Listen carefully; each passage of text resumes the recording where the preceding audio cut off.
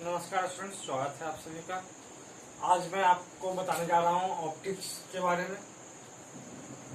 ये आपका according to your diploma syllabus जो फर्स्ट ईयर में है, डिप्लोमा सेमेस्टर 1 में भी और डिप्लोमा सेमेस्टर 2 में भी। एक को ग्रुप 2 वाले को पढ़ना है डिप्लोमा सेमेस्टर 1 में और ग्रुप 1 वाले को पढ़ना है सेमेस्टर 2 में। तो ये आपके सिलेबस के अकॉर्डिंग आपको ऑप्टिक्स में पढ़ना क्या क्या है। तो आपको पढ़ना है basic optical law, reflection, refraction, refractive index, image and image formation by mirror and lens.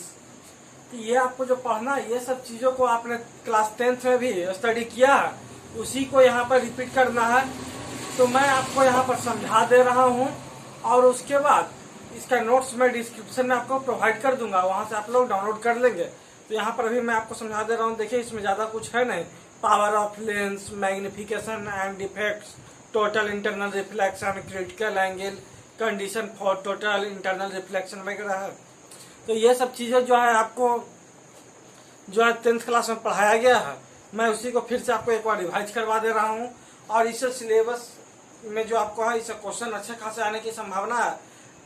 तो देखिए क्या है आपका। तो सबसे पहले जान ले कि आपका ऑप्टिक्स होता क्या है। तो ये ऑप्टिक्स जो है फिजिक्स का एक ब्रांच है जिसमें हम लोग डील करते हैं। The branch of physics which deals with the nature of light. इसमें लाइट के नेचर को हम लोग जानेंगे। इट्स सोर्स, इसका सोर्स क्या क्या होगा, प्रॉपर्टी, उसका प्रॉपर्टी क्या होगा, इफेक्ट, उसका इफेक्ट क्या होगा, एंड विजन, वो जो है हम लोग को किस तरह से विजन प्राप्त करवाता है, मतलब कि हम लोग देखने की विजिबिलिटी देता है, इज कॉल्ड ऑप्टिक्स। मतलब ये सब जो प्रॉपर्टी होता है, ये जो लाइट के थ्रू, उसको हम लोग ऑप्टिक्स करते हैं, जिसमें ये सब चीजों का स्टडी करते हैं जिस ब्रांच में फिजिक्स है। तो लाइट होता क्या है। तो light is that form of energy which makes objects visual. Light एक प्रकार का एनर्जी है जो कि ऑब्जेक्ट को विजुअल बनाता है। Our eyes, to our eyes, मतलब हमारे आंख के लिए किसी भी ऑब्जेक्ट को विजुअल बना देता है। कौन सा, तो light energy. Light is a type of energy. अब जानेंगे कि लाइट जो है इसका नेचर क्या है। सबसे पहली बात यही है, लाइट जो आप लोग पढ़े, light travels in the straight line. तो क्या सही में लाइट स्ट्रेट लाइन में ट्रेवल करता है। जैसे कि इसका शैडो यहाँ पर बोर्ड पे बन रहा है। क्यों बन रहा है भाई, क्योंकि स्ट्रेट लाइन में लाइट जो है ट्रेवल करता है और इसका शैडो जो है बोर्ड पर बन गया। लेकिन कुछ ऐसा भी होता है कि जहां पर आप लोग देखते हैं कि लाइट का शैडो जो है उसके ज्योमेट्रिकल शैडो रीजन में न बनता है।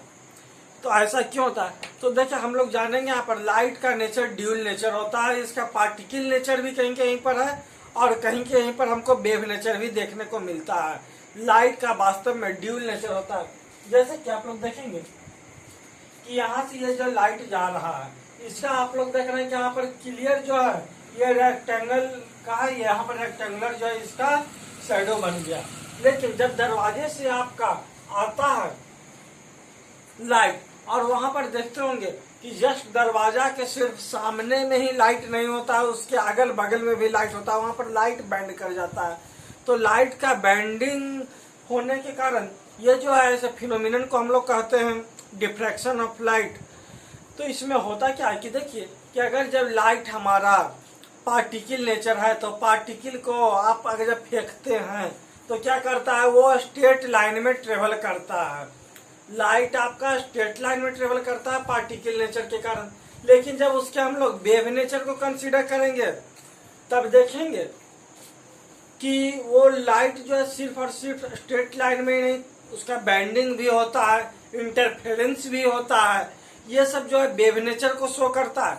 शुरू शुरू में जब न्यूटन ने थ्योरी दी थी, उनके अकॉर्डिंग लाइट जो है कार्पसल्स से बना हुआ है। कार्पसल्स उनका कहना था कि बहुत ही स्मॉल पार्टिकल है जिस पर ग्रेविटेशन का कोई इफेक्ट नहीं होता है।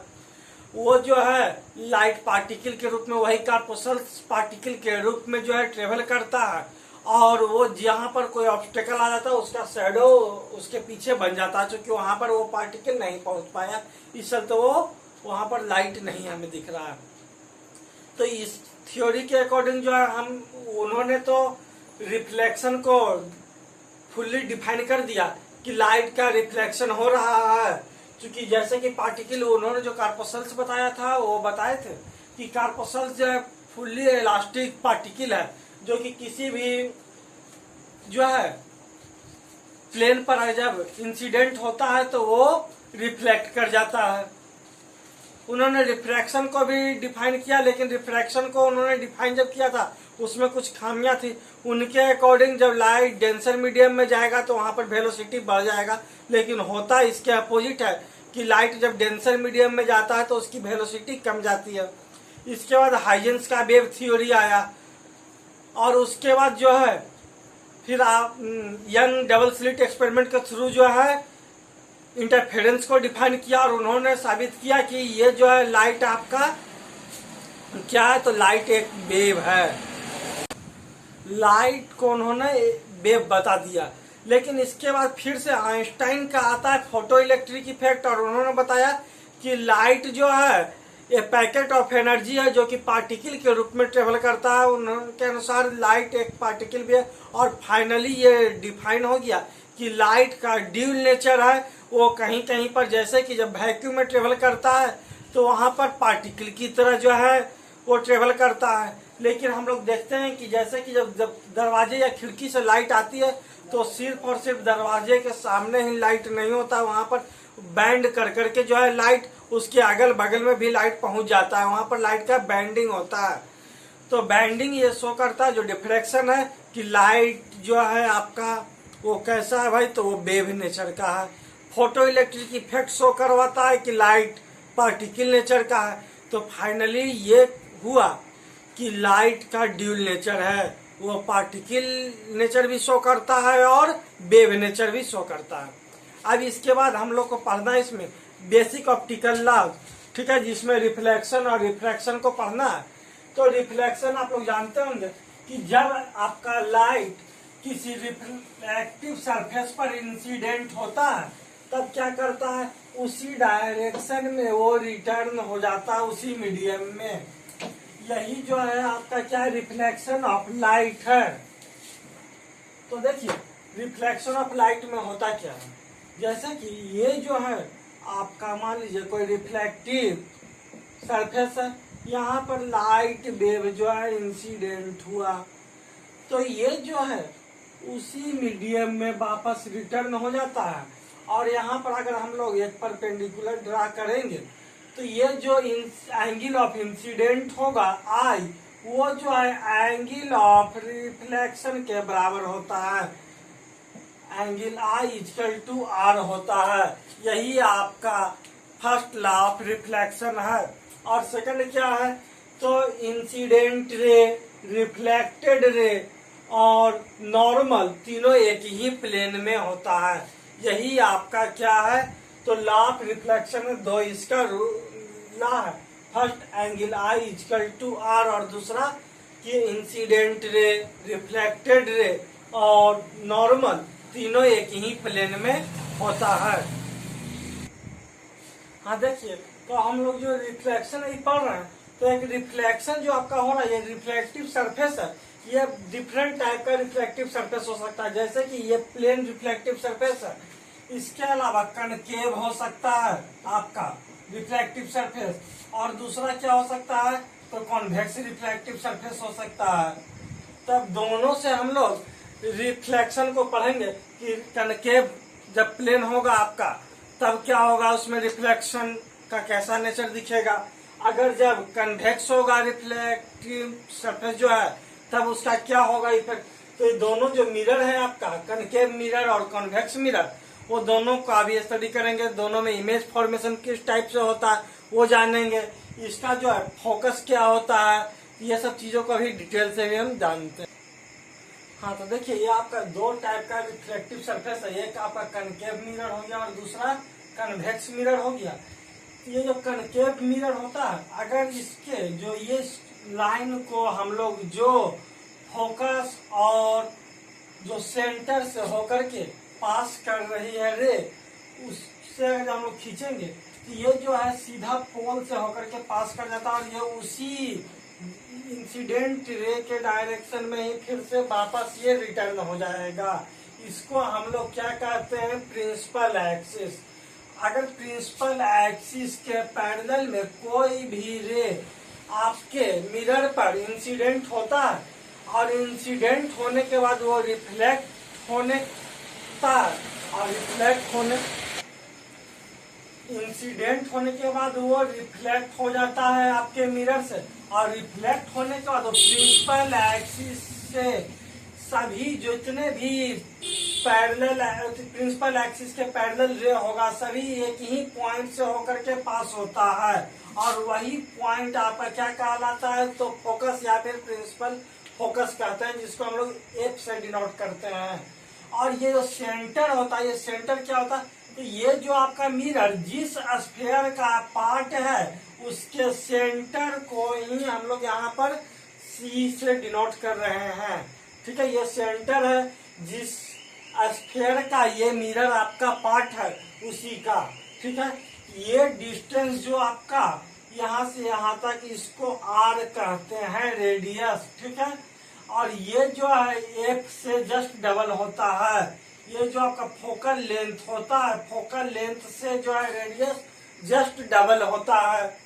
इसको तो आपने देख लिया।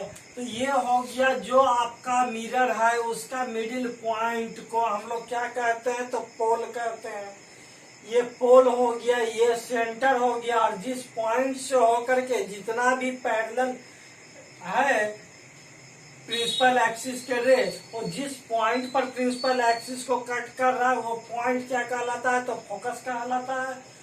और इसके जस्ट डबल फोकल लेंथ के फोकस, मुख्य फोकस और जो आपका पोल के बीच का डिस्टेंस है उसको हम लोग क्या कहते हैं, फोकल लेंथ कहते हैं, उसका डबल होता है रेडियस। ये इतना आप लोग समझ गए।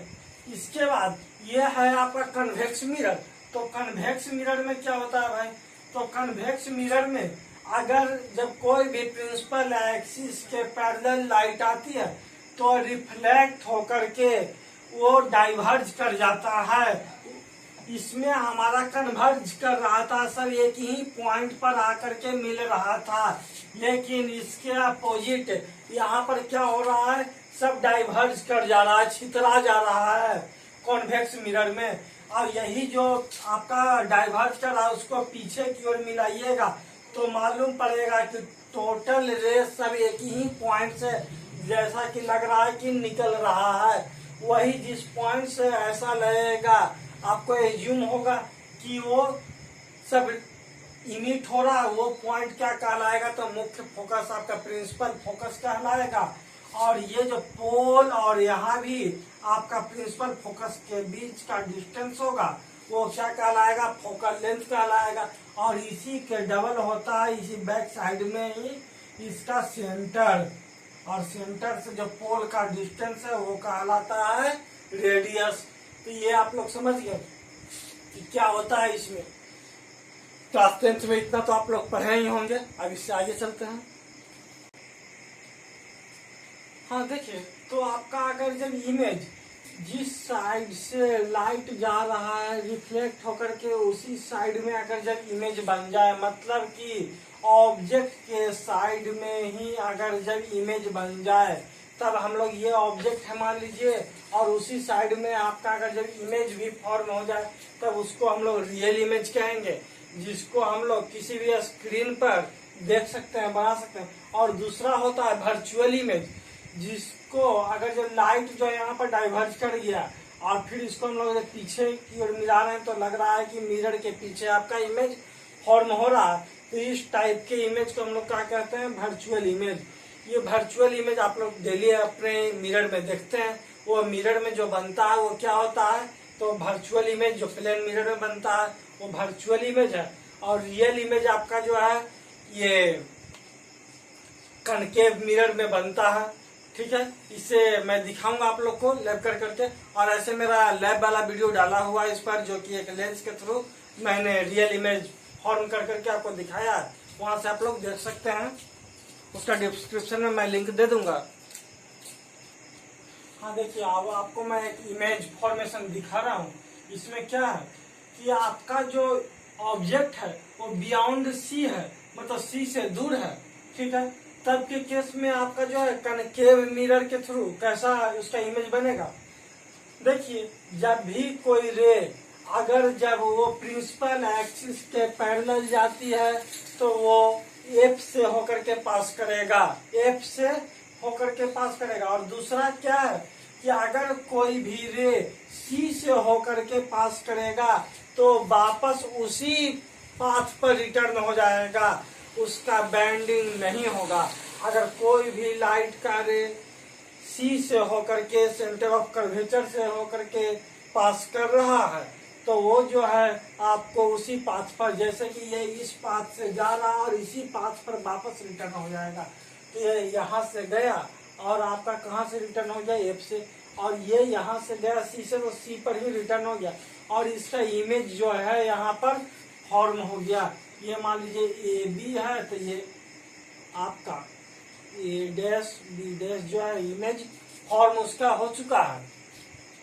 अब देखिए ये जो आपका इमेज फॉर्म हुआ इसका नेचर कैसा है। तो सबसे पहले देख रहे हैं आपकी जिस साइड में आपका ऑब्जेक्ट है उसी साइड में इमेज भी बन रहा है, मतलब कि इमेज कैसा है तो रियल है, रियल है। ठीक है। दूसरा क्या चीज है कि जब आपका ऑब्जेक्ट कहाँ था, बियॉन्ड सी था, तब बन रहा है कहाँ, between C and F. Image कहाँ बन रहा है, सी एंड एफ, सी और एफ के बीच में बन रहा है। जब कहाँ था ऑब्जेक्ट, बियॉन्ड सी था,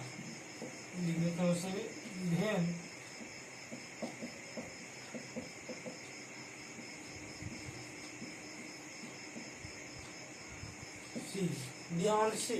अब देखिए इसका जो इमेज है वो इन्वर्टेड है, ये जो है अपवर्ड डायरेक्शन में तो इसका इमेज जो है डाउनवर्ड डायरेक्शन में बन रहा है, इन्वर्टेड है। आपका इमेज कैसा है, इन्वर्टेड है। और एक चीज और आप लोग गौर करें कि ये जो इमेज का साइज, ऑब्जेक्ट का साइज है उससे इमेज का साइज छोटा है, ये स्मॉलर भी बन रहा है। ठीक है। ये आपके इमेज का प्रॉपर्टी हो गया। तो ये तो आप देख लिए कि जब आपका ऑब्जेक्ट बियॉन्ड सी रहेगा, इसी टाइप से आप दूसरा भी केस देख सकते हैं। जैसे कि मैं आपको बताता हूँ कि अगर जब ये आप लोग इसका स्क्रीनशॉट ले लेंगे, ठीक है। अब देखिए अगर हम इमेज को क्या करें कि यहां से घसका करके, ये आपका वही रहेगा हमेशा। ठीक है। अगर इसको हम लोग सी पर ले आते हैं, वहां से घसका करके क्या किए, सी पर लेके चले आए। ठीक है। जब आपका इमेज आ गया कहाँ, सी पर, तब कहाँ फॉर्म होगा, तब देखिए उस केस में ये जाएगा यहाँ और वापस जो है सी से होकर के, अब देखिए सी से होकर के तो कोई भी रे अब यहाँ पर पास तो करेगा नहीं। तो दूसरा केस क्या होगा कि ये जो है यहाँ से गया, हाँ तो देखिए जब आपका सी पर ऑब्जेक्ट आ गया, जब आपका ऑब्जेक्ट कहाँ आ गया, सी पर आ गया, तब यहाँ से जाएगा और ये प्रिंसिपल एक्सिस के पैरेलल तो फोकस से होकर के पास हो जाएगा। और दूसरा रे को हम लोग डायरेक्ट यहाँ से फोकस से जब करवा रहे हैं इंसिडेंट, जब फोकस से जाएगा तो प्रिंसिपल एक्सिस से होकर के पैरेलल पास हो जाएगा, प्रिंसिपल एक्सिस के पैरेलल पास हो जाएगा।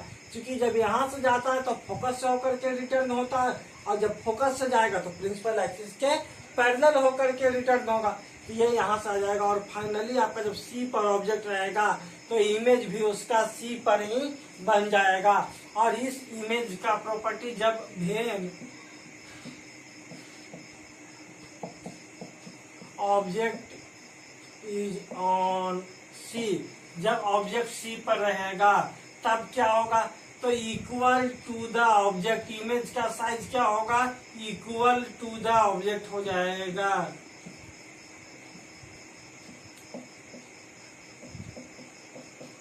इक्वल टू द ऑब्जेक्ट हो जाएगा, रियल होगा।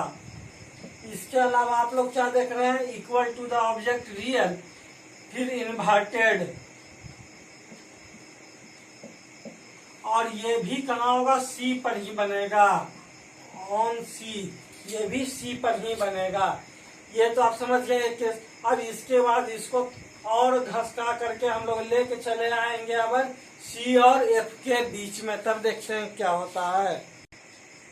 देखिए इसके बाद का केस है, जब हमारा ऑब्जेक्ट जो है सी और एफ के बीच में आ गया, जब ऑब्जेक्ट हमारा सी और एफ के बीच में आ गया, तब देखिए ये हमारा जो ऑब्जेक्ट से होकर के लाइट रे गया और ये प्रिंसिपल फोकस से होकर के रिटर्न कर जाएगा, और दूसरा जो है यहाँ से होकर के जा रहा है, ठीक है, और जब ये फोकस से होकर के पास कर रहा है तब ये कहाँ से रिटर्न करेगा, तो प्रिंसिपल एक्सिस के पैरेलल रिटर्न कर जाएगा। और इस टाइप से यहाँ पर हमारा जो है इमेज फॉर्म हो गया।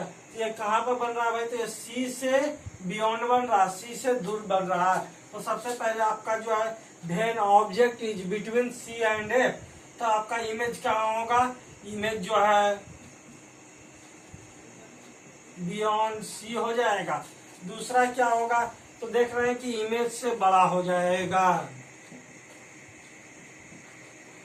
इमेज जो है ऑब्जेक्ट से बड़ा हो गया इमेज।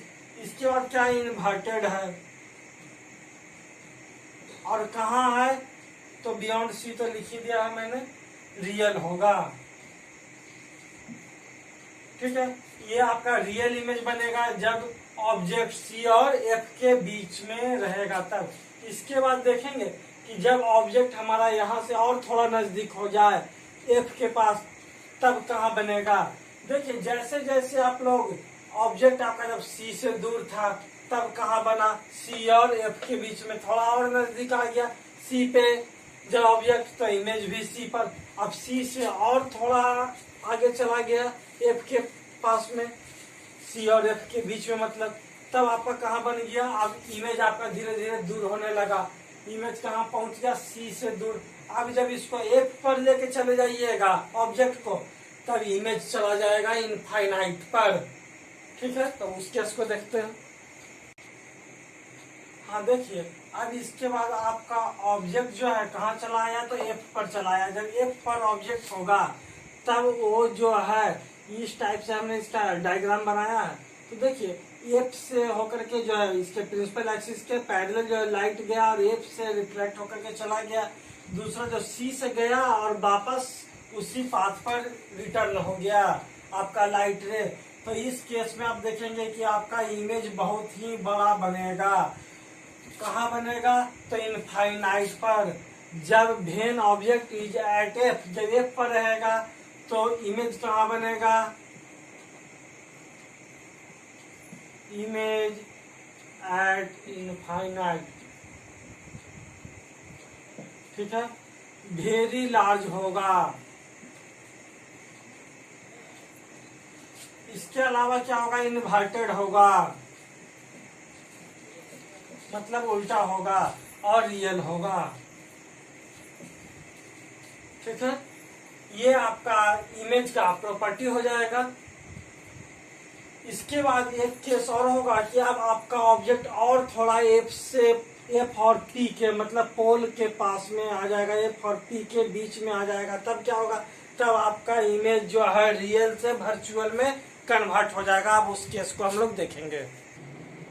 देखिए ये केस है हमारा, जब हमारा इमेज आ जाएगा फोकस और पोल के बीच में, तब हमारा इमेज इमेजिनरी बनने लगेगा, वर्चुअल बनने लगेगा। इस केस में होता क्या है कि आपका लाइट गया और फोकस से होकर के पास कर गया, और दूसरा जो सी से जाएगा वो सीधा पास कर जाएगा और उसी डायरेक्शन में रिटर्न हो जाएगा। तो इस डायरेक्शन में कोई भी इमेज का फॉर्मेशन नहीं होता है, ये होता है इमेज के अपोजिट, आपका मिरर के अपोजिट साइड में, या फिर इमेज के अपोजिट साइड में हम उसको कहें। तो ये जब होता है तब यहाँ से लाइट जाता है, इसको पीछे की ओर मिलाते हैं तो लगता है कि एक पॉइंट से आता हुआ प्रतीत होता है, और ये जो इमेज होता है ये वर्चुअल इमेज होता है, और जो है आपका इरेक्ट होता है, मतलब सीधा होता है। जो ऐसा आपका ऑब्जेक्ट होगा वैसा ही इमेज भी बनेगा, इरेक्ट होगा, इनलार्ज होगा, ये ऑब्जेक्ट से बड़ा होता है। ये आपका हो गया कंडीशन जब आपका ऑब्जेक्ट फोकस और पोल के बीच में है। तो formation of image by concave lens हो गया। इसके बाद एक और बचा है, वो है आपका कॉन्वेक्स लेंस से, कॉन्वेक्स मिरर से कैसे बनेगा, तो वो अभी मैं बताऊंगा। उसके बाद फिर नेक्स्ट वीडियो में होगा रिफ्रैक्शन के बारे में। देखिए अब ये केस है जब आपका कन्वेक्स मिरर में इमेज का फॉर्मेशन होता है, तो जब आप इमेज को मिरर के सामने प्लेस करेंगे तब क्या होगा कि यहाँ से देखिए ये रे गया और यहाँ से होकर के ये डाइवर्ज कर जाएगा, ठीक है। और उसके बाद इसको अगर पीछे से मिलाइएगा तो ये फोकस से आता हुआ प्रतीत होगा, ये वाला रे हो गया। दूसरा, अगर जब इस रे को हम लोग इंसिडेंट करवाएंगे तो ये अपने पाथ पर रिटर्न हो रहा है। इसका मतलब है कि ये कहाँ से आता हुआ प्रतीत हो रहा है, तो ये सी से आता हुआ प्रतीत हो रहा है। इसको पीछे से मिलाने पर जो है दोनों का क्रॉस यहाँ पर होता है और यहीं पर आपका इमेज फॉर्म करेगा, जो कि आपका इमेज से बहुत ही छोटा होगा, वर्चुअल होगा, स्मॉलर होगा, समझ गए, वर्चुअल होगा एंड स्मॉलर होगा, इरेक्ट होगा, सीधा भी होगा। ये आपका हो गया इमेज का प्रॉपर्टी। इसके बाद हम लोग अब देखेंगे रिफ्रैक्शन के बारे में नेक्स्ट वीडियो में। अगर आपकी हमारी वीडियो पसंद आई हो तो वीडियो को लाइक कर दें, अगर नए हो तो चैनल को सब्सक्राइब करना ना भूलेंगे। फिर मिलते हैं नेक्स्ट लेक्चर में।